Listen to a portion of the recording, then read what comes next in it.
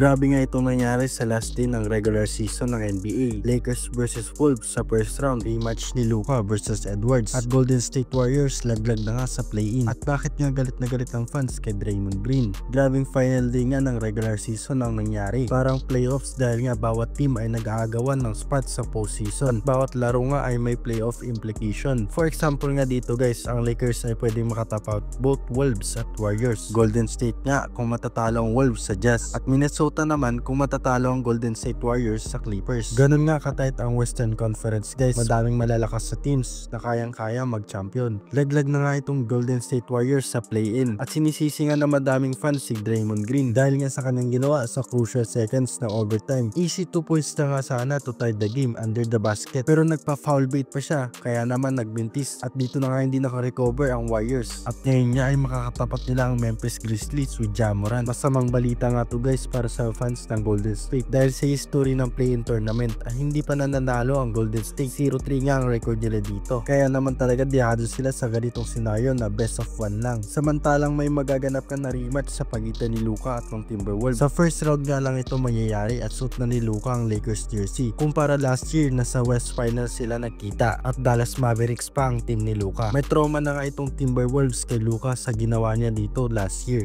in the Western Conference Finals. Kaya nga pabor na pabor sa Lakers ang matchup na to dahil lang mismo kay Luka. Bronny James, first time nga mapasama sa first 5 sa last game ng Lakers vs Portland. At dahil nga secured na nga ng Lakers ang third spot ay hindi na nga nila pinalaro ang kanilang mga star players. Kaya naman babad na babad dito si Bronny. At finill out niya nga stat sheet with 4 points, 3 rebounds, 6 assists at 4 steal.